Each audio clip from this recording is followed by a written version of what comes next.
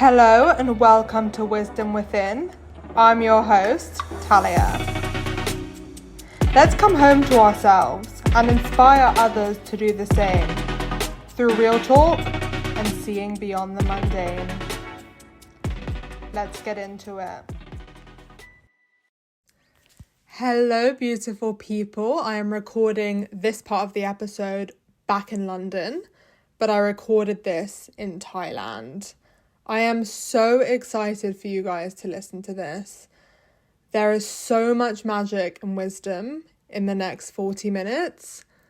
This episode is going to change lives. I know it. I just wanted to invite you all to just take a deep breath right now and become open and curious. I say this because having come back, it's really shown me how many different ways people live. And sometimes that can be difficult because a lot of the times when you see the world a certain way, you really want other people to be on your wavelength. But what's come through to me is that there's so much beauty in contrast because it allows you to see yourself. It allows you to see what resonates and what doesn't, and really lean into what makes you unique, because everyone has a unique lens through which they see the world.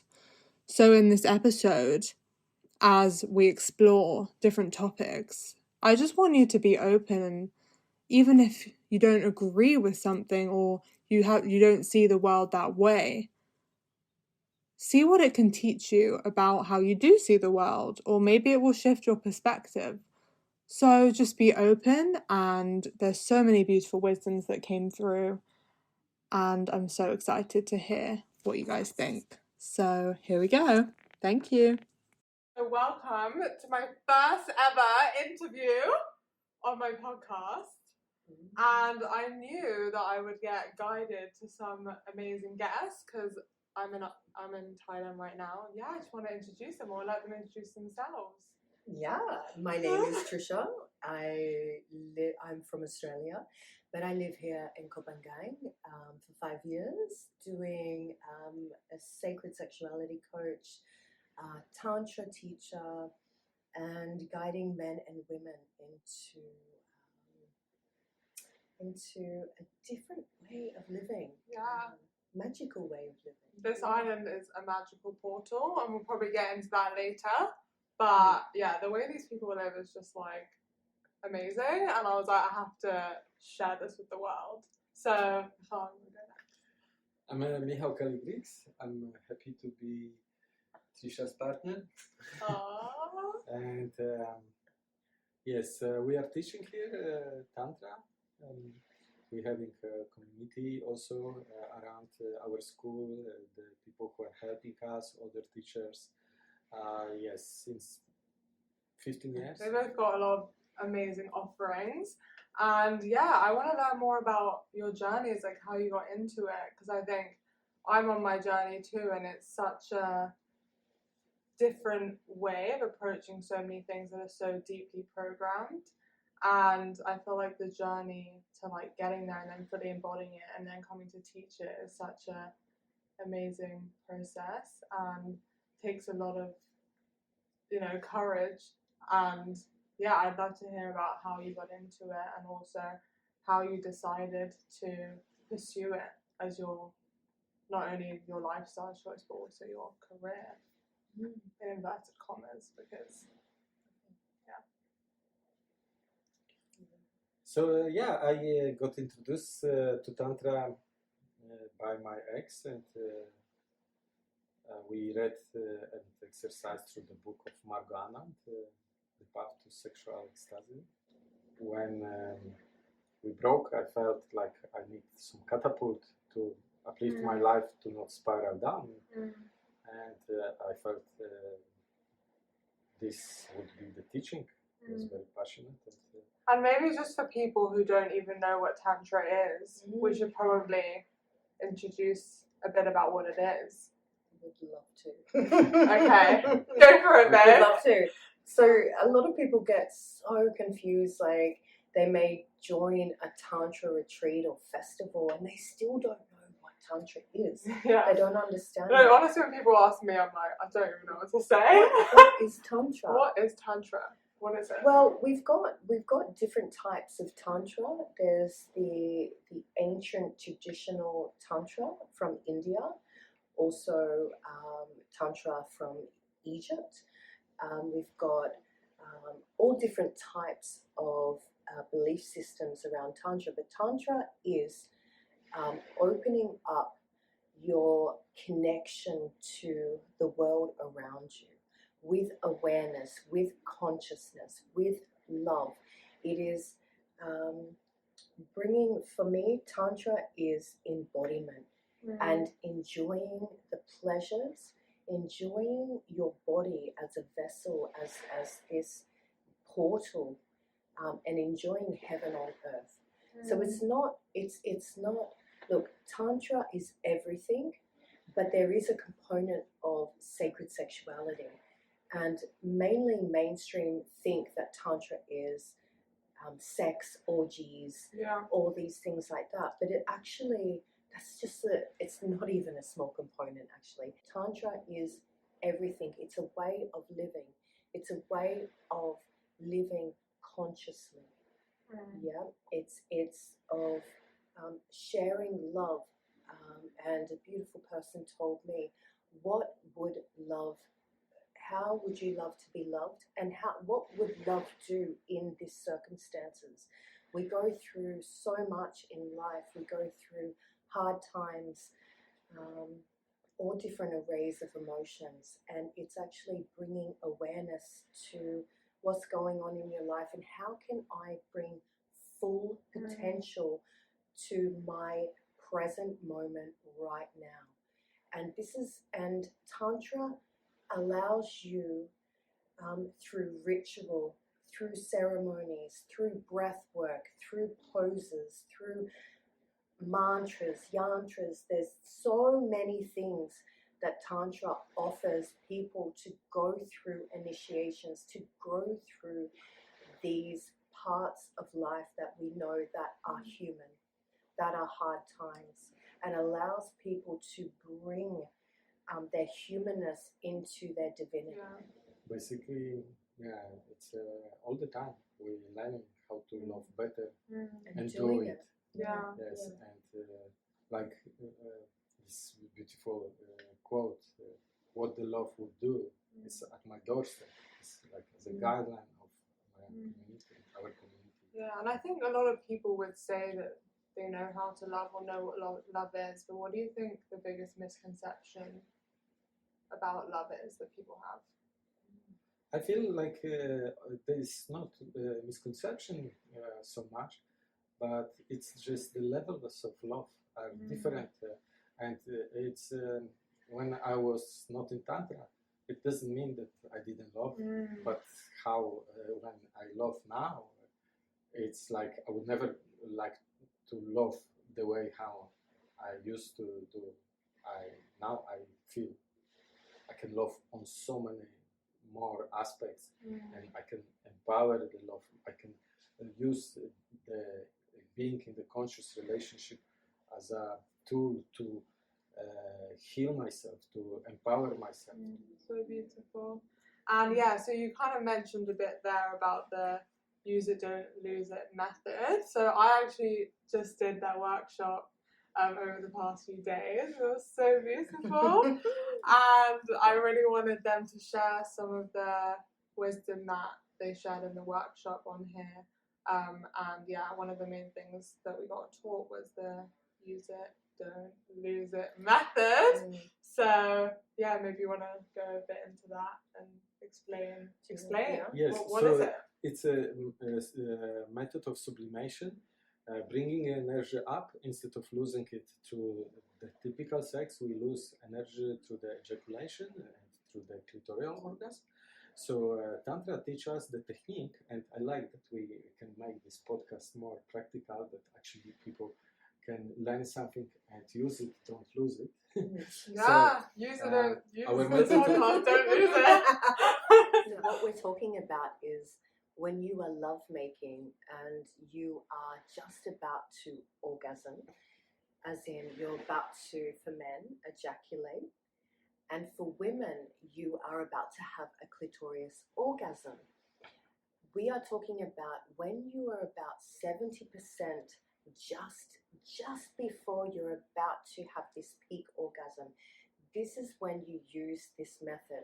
This is for sacred sexuality, and this is to adopt this to your beautiful tantric lovemaking.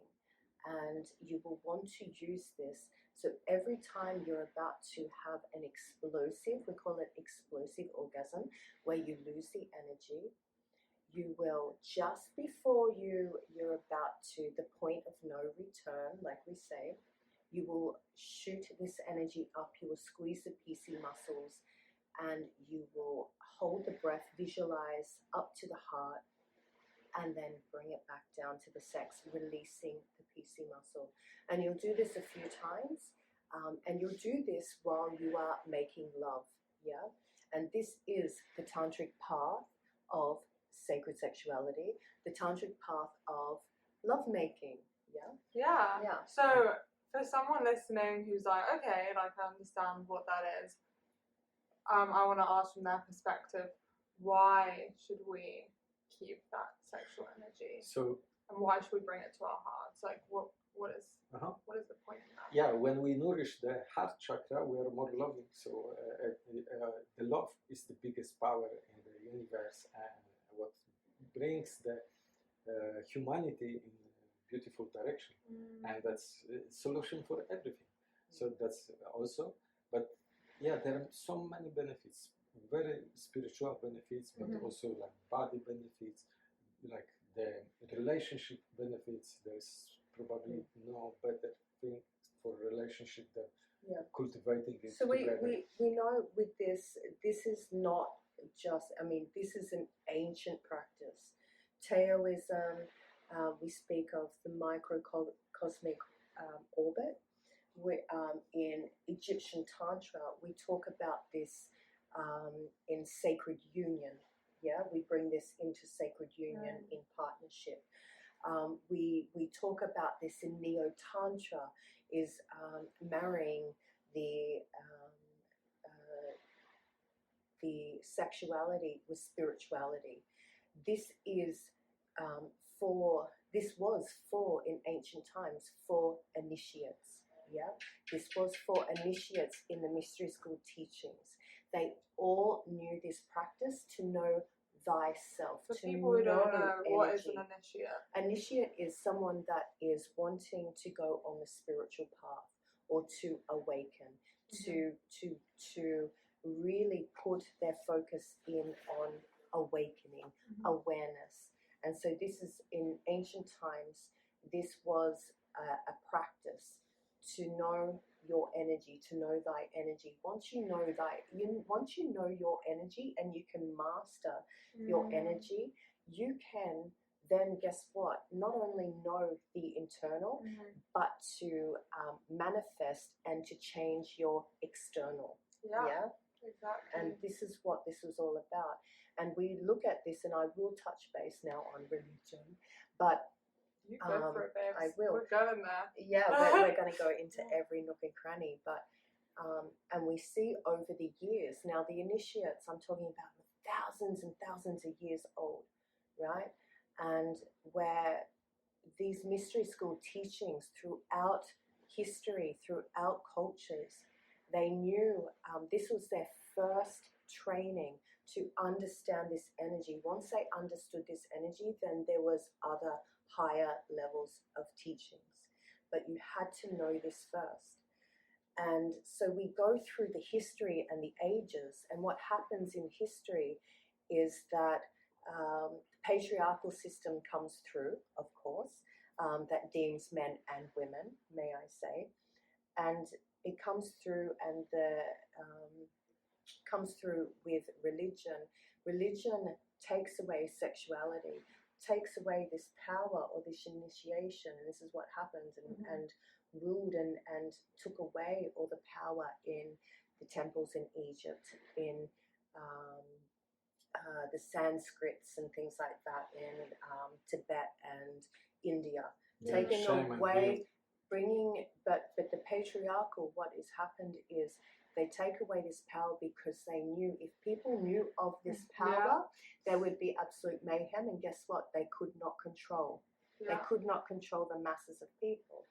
And so this is what happened, and the Sanskrits and the Alexandria library and everything has been these burnt teachers down. are like old. Ancient as all as I want to speak to a bit how like there are a lot of people in New Age spirituality who are like on this spiritual path, but they're still like, if you bring up sex, they're so in shame about it, and it's like, how far can you get without this knowledge, you know, in your spiritual journey? Well, you cannot because we've got tantric cats. We've got aliens here too. We got aliens. But what happens is that you can't go on your spiritual path. Everybody wants to go out of their body for awakening, enlightenment. They want to go so far from their body. But the most spiritual part and practice for anybody is going back into the body. Like, a lot of my journey was like going outside of myself for a lot of the answers, until I realized like all the wisdom is like in my body, and it's like already in me, and it's about like unlocking that and coming home to you. And that's why like I think Tantra is so powerful, because it's actually learning about the magic that's in our bodies, in reaching the divine. This is, and I'll go back to your first question about how we dove into this path is for me, and I was always on being in, my mother is Aboriginal, Indigenous to Australia, and always understanding the spirituality of life. But it wasn't until I got to Egypt, I mean, I was always a seer, an oracle, I could always see this, and before I got to Egypt, I was a witch. I got into heavily witchcraft in my late teens. Yeah, this woman's like done it all. That's why I'm so honoured to have you both. So I heavily went into witchcraft, and I was trying to, in the initiation of witchcraft, we go through the initiations of knowing thyself. We go through the initiation of connecting in every year to the elementals, so being one with Mother Earth, being one with Mother Water, and being one with the void. And not only until you go into that connection with the elementals, and you are one with them, where you can be, when I say be one with them, where you can shift and bend and manifest with them, and from there, in witchcraft, the next initiation is to find your god and goddess, or to find the goddess, to find the divine. So it's first coming to the elements and then going. To connect into nature, to connect into your... And what does it mean for people who might not know about manifesting through nature? Like what you just spoke about. So manifesting through nature is to... Or maybe manifesting in general. Okay, so like I said, you understand thyself, the internal world. Once you master that, then you can master your external world, because you already know thyself, and then you can shift and change your whole reality. I mean, I know this, but and what does it even mean to master yourself? I mean, for someone who doesn't know. To master yourself is to understand every part of your being. So it would be your subconscious, your conscious, your superconscious, to understand who you are. For instance, let's say an empath. An empath will pick up on so much energy from outside themselves. They don't quite know who they are inside, and they can't understand the difference between outside and inside. And this is the thing I'm talking about, mastering, understanding the difference between your energy and the outside energy. And that is mastering. That's what I mean by mastering. So going back to the elements, so we go into the gods and goddesses. So I was searching for my goddess, and funny enough, I found her in Egypt, and she called me to Egypt. Some people might not even know about what it means to find your goddess. To find your goddess, Yeah. Or to find the divine, the divinity, the divine feminine essence, Shakti within. It's this inner calling. As a priestess, as I share with my priestesses that I train, a priestess is when a woman feels her calling and is ready to give up her worldly life for her service, for that divine goddess energy, that divine intuitive call to give to the world, to give her essence. What does it mean to give up earthly things? Like, to give up your humanly 9-to-5 job, or to give up the mundane and to go into a multi-dimensional reality, or to go into that intuitive part of who you are. That and a priestess will always feel that call, that there's something more in life than just the mundane, than just the typical, they will want more from life, and they feel it through their veins. And this is the thing. And so I was in search of this, and the goddess got me. And goddess Isis got me in Egypt. And this is where I found sacred sexuality, believe it or not, in Egypt, in Egyptian Tantra. And it's all through, if you look in Egypt, in the temples, and then on the hieroglyphs with a tantric eye, you will see it everywhere. wow. And not only just seeing it, but feeling it, and getting the downloads and reading the hieroglyphs of sacred sexuality. And this is where my path began on sacred sexuality. It was actually orgasming without touch in temples, and allowing the goddess to come through me and having orgasms. It's like, what? I was like, what the hell is this? I know, probably people listening are like, what is this? What the hell is this? But for me, it took me maybe a year, 2 years to understand what was going on. And, and this is what started my path in Tantra. This is what started my path in sacred sexuality, is actually feeling these orgasmic currents coming through me in these high portal places, in these temples, meditating in these high energy places. And how were you guided to Egypt? Like, did you always know you were going to go there, or? The goddess, like I was searching for my goddess, and I didn't know. I thought, shit, there's so many goddesses in the world. Who am I going to choose? Am I going to choose Kali? The goddess doesn't choose, like, you don't choose your goddess, she chooses you. And then, so you are mostly with Isis, but you also communicate with the other ones? Of course. Once you can connect with the Shakti, or the source of the goddess, the goddess is just many faces of the ultimate one. Exactly. So, yeah. And for anyone who feels like they have a calling and resonates with feeling that there's more than what there is, what do you think their first step should be? Follow their heart. Listen to your heart. Yeah. Listen to the heart. That's always the answer, isn't it? You have to, because at the end of the day, you will have that niggling feeling, and you can go back. Trust me, I've been there, I've done that. To yes, I can hear the voice, I can hear the call, but no, I've got children to raise, I've got bills to pay, I've got a husband, I've got this, and I've got this type of life. But it'll always be in the background, and it'll keep knocking at the door until you step into it, and it'll get louder and louder. I have my story about when I was teaching Tantra, I was still having my mundane job. And then so you're doing them at the same time? Yeah. Okay. Tantra was for many people a little bit hobby, to do sometimes in the weekends. Yeah. And so, but not my main life, and just only income and so. Yeah. but I was feeling about to do it, and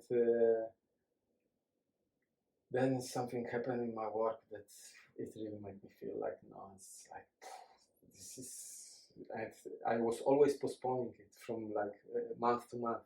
Oh no, now it's high season, let's work hard, you know. I have family, I have to support, and so like, it's, let's save some money, and always a little bit postponing, like. Yeah. But then this happened, like some not nice thing in my work, I didn't like it. And then I was reading the book Celestial Prophecy, and I was looking for the page where I finished, and I opened the book, and I just literally start to read the sentence: if your work is not your passion, you are wasting your life. And then I felt, oh, if I ignore this, I will have another not nice thing in my work, you know. So I felt, okay, I go for it. Yeah. I left my paid job and I started to do Tantra. Like at the beginning, you know, like it was very hard, but I get good rewards, like a good Kundalini Yoga training from a very good teacher. I got opportunity to study at Rasayana Tantra Academy. So and it all just kind of unfolded once you took that leap. Yes, it's universe guide me. You have to take one step, and then it all. Yeah. That's how it it's not easy path, but look, go to it. We guide you through. And this is the thing too. This is the thing. You have to follow that intuitive call. Yeah. You know, because we know. You know, we look at the mundane life. It's very, you know, driven 9 to 5. Have to do this. Have to do that. It's a killer. Yeah. The passions run on a different frequency. It's this inner gut calling, intuitive. It's a never-ending pull at the heartstrings. Yeah. And you know, like I train this. I just got off a phone call to a sister that is joining for the Priestess of Isis, my courses that I run online. But it's the same thing. It's when you step on your path of passions and you follow your heart, you will always be provided for. When you are running, when you are giving service of a higher frequency, of a higher love, of something so much more, you will always be provided for, no matter what. It's having the courage to step on that path. Yeah, and sometimes you don't even know what that path is. Like, Yeah. it's kind of just like one step at a time it gets revealed. Yeah. And so if the first step is just to quit without even knowing what's coming next, like. And a lot of people do that. Yeah, too. that's the thing. People, you have to just go for it. Like we do retreats, and sometimes the level is advanced, but we tell people, if you're ready to jump from the cliff, we'll learn you, we teach you how to swim. Yeah. But you have to make the step, and that would be a huge transformation. No one can do it for you. Yes. You have to. It would be huge transformation for them. Like, it's beautiful to witness how much people can grow within few days, and it's amazing to feel, to contribute. And also, you know, like if you're ever afraid about making this step, believe me, you will look backward, and with the benefits what you're gonna get with Tantra or in anything else, your spiritual growth, you will look backward and you will ask yourself, why I was waiting for so long, why I wasted my time. Because every step to grow towards happiness, towards learning how to love better, it's the step towards your heaven. Yeah, and I want to speak a bit about happiness as a concept, because I think a lot of people are like chasing it, like, and they don't know what the source of happiness is, because we see a lot of people, like, they have the money, they have all these things, and they still feel this like, why am I not happy? But then on the spiritual path, it's like, it's a constant journey, and like, even though you're fulfilled in your life, like, you're facing everything. And so what do you think happiness actually is? I think it's a mindset. Yeah. It's like Buddha said, there's no way to happiness. Happiness is the way. And I also implement this to unconditional love or to anything what is very idealistic. There is no way to unconditional love. Unconditional love is the way. I think sometimes too, like, let's have a look at it for those that are listening and are just going on the spiritual path, because there's so much spiritually bypassing stuff at the moment. Exactly, right? and that's what I'm saying. Like, it's not easy. It's not like, okay, I'm gonna make this decision and And like I'm just gonna be happy now. Now I'm happy because I quit my job and that's bullshit. Exactly. It's bullshit, because no one, like I said, it is a mindset in a way, because you're not always happy every single minute of the day, and you have to go through different arrays of emotion. Yeah, and there's beauty in that. There is so much and beauty. part of Tantra is actually just embracing all of that and Yeah. seeing the divine in every emotion that's there. Definitely. The good, the bad, the ugly. And we look at, and one of the fundamental parts of Tantra that I love looking at is the shadow aspects. Let's speak a bit more about that. Should So we- for people who don't know, what is a shadow? Yeah, shadow is the shadowy realms. We live in the subconscious is the shadows, yeah? So when we look at how we were raised, and slowly after a period of time, we start to get conditioned. We start to get beliefs, adopt belief systems, not so much ours, but coming from our parents, our environment, our school, is things like that. So by the time we are adults, we have these shadow parts that we run on. We run on these subconscious parts. And if we're not aware of them, they can overtake our lives. Yeah. Shadows for me is being able to go into why the hell we do what we do. This is one of the fundamental parts for me in teaching Tantra, is to understand why we do what we do. Yeah. And also being radically honest. And radically honest with yourself. Yeah. So you can, you don't...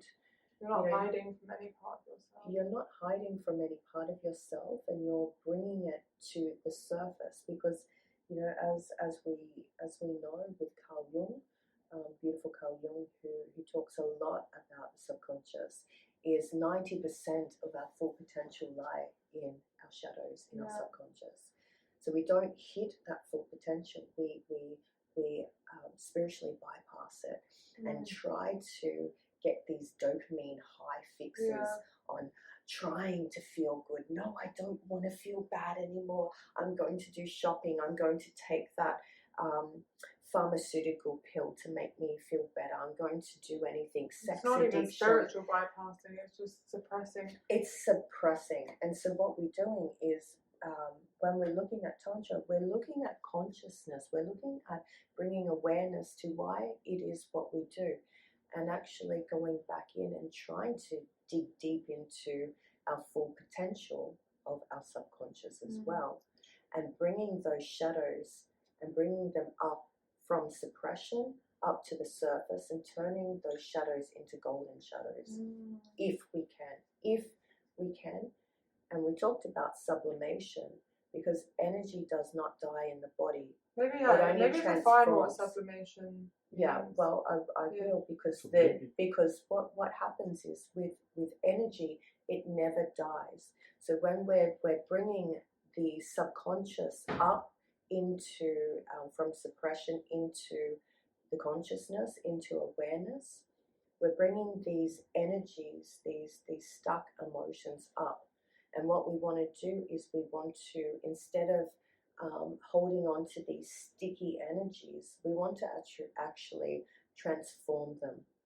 Yeah, we want to transmute them into higher parts of who we are, and integrate them back into who we are, to bring consciousness, to bring awareness. And so when we are doing the sublimation, use it, don't lose it, we're doing the same thing. but we're using sexual energy, which is the most potent energy, life force that we have in our bodies. Yeah, our sexual creative energy, and we're transforming that into the divinity of who we are. So ultimately what I'm trying to say is transformation and transmuting energy, recycling our energy. The second biggest energy life force we have in our body is our emotions, our anger, our jealousy, our rage, if we know how to transmute these energies into the divinity of who we are, we become masters. Yes. Yeah. Like, transforming our demons into our friends. That's what they always used to be. Our anger, our fear, our emotions, what supposed to save our life. To, like the anger give us adrenaline. Like use it, don't lose it. Like use this. Yes. Don't just so, in Tantra sweep it under the rug. Yes. In Tantra there are no bad emotions. We by transforming them, then by working with our shadows, we make them friends that they can serve us still, but they don't take over us. They don't take over our behavior. That when we are angry, we was suppressing it so much, or we were so running on the point of anger. We are addicted almost from anger, and then we cannot control ourselves. We do things what we after regret, because everybody is telling us, don't be angry, don't be angry. Even you have reasons to be angry.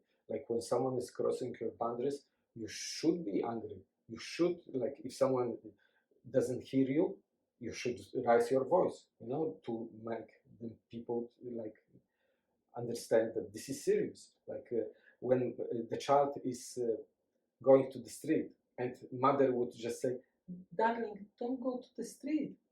He would not take it serious.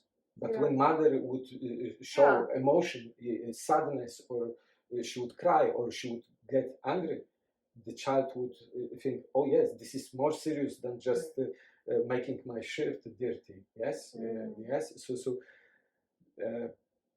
So like fear, the same. If we would not be controlled by fear, if we would learn how to deal with the fear, we would not have panic on the airport when there is some alarm going on.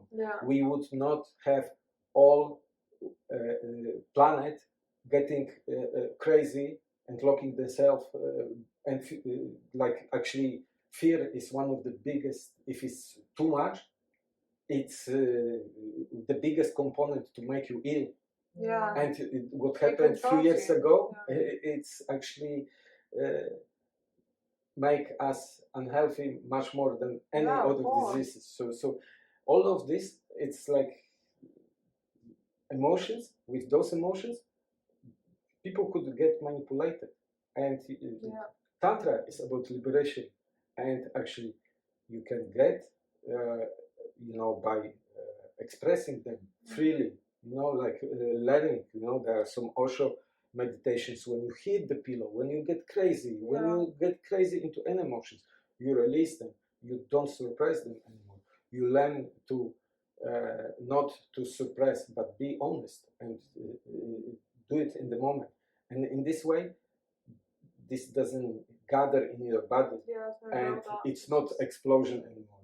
And then yes, they really become your friends. Like then you really can feel that they're helping you. And after I used to have anger, like carry anger for. Sometimes I didn't spoke to few people around me for months, and I used to just about thinking about them. I was feeling like something is eating me. But I was suppressing it, and so. But thankful Tantra, this learning how to release, not to suppress anymore. Like I can be angry, but within next minute I can hug the same person If the situation changed and we can laugh, I let it go. And before, I used to carry it for months. So I was controlled by anger. Now it's really like my friend. Like, This is Tantra. So if anybody, we ask the question, what is Tantra? This is Tantra. This is a way of life. Yeah, it is being able to transmute all these built up, suppressed emotions that we're not able to feel. Men and women, especially men in outside in the matrix here. I say outside because we're living on this golden crystal island. This island is Tantra Island. It's a Tantra island. Yeah. But we see this. Men are not allowed to share their voice and not allowed to share their emotions. And this is the thing. This is about the tantric path, is to be able to finally feel. To be able to finally feel, for women as well, feel the body, feel the womb, feel the yoni, feel the pleasures, feel the sadness, the grief, and anything, and allowing yourself to express it, but in such a healthy way, you know, and learning. And that's what I say each time about mastering, is to master that. How hard is it to, normally when we have so much emotion, we want to project it on someone because it's so much anger. We need to, energy, when it's built up, it goes like this. We're thousands of atoms smashing at once. And so we have a cluster of emotions building. Energy, it vibrates, it needs to go somewhere. And then that energy, that projection then transforms onto somebody else. And then that somebody else has so much built up anger that it projects back on the other person, and it's a vicious circle. Yeah, it's generational as well. Generational. It's so much, and this is what is bringing that awareness back in, is to cultivate these energies. Master thyself. Yeah. And very often the emotions are suppressed and they are stored in the body. We carry it. We are living affected by this. And Tantra is like huge way also of by, like, for example, tantric massage is about sometimes de-armoring, like fanning this frozen emotion in our body, and by stimulating different parts of the body, releasing this emotion in the like safe way where someone hold the space for you, releasing them and letting them go, and they are not affecting you anymore. So this is also like about tantric healing. Yes, you release physical, but you also release emotional. People cry out, people shout out, but you know, we say in Tantra, as harder cry than wider smile afterwards. So this is, and you see people happy, relieved afterwards, like feeling like much better, empowered, because all this luggage what they were carrying, they let it go. So that is it for part 1 of this interview. I hope you guys enjoyed it. I'd love to hear what you learned, what your biggest takeaways are, what shifts you felt, what interested you. And part 2 is going to be released next Wednesday. I'm going to be releasing episodes from now on Wednesdays, because Wisdom Within Wednesdays has a nice ring to it. And in the next one, we're going to be discussing conscious relationships, among many other things. So I'll see you guys there. If you are interested in exploring your sacred sexuality, I am co-facilitating a retreat in Bali this August, and it's going to be women only. So it's really going to be a beautiful opportunity to connect with the divine feminine, to connect with the power of sisterhood and releasing that shame to step into your power. So if you want to know more about that, go to my Instagram or get in touch with me. There's an early bird special until the end of this month where you can get $444 off. I'm so grateful that you've listened to this, and I hope you share it with loved ones and friends, and I'll see you here the same time next week. So wherever you are in the world, I'm sending so much love. Bye.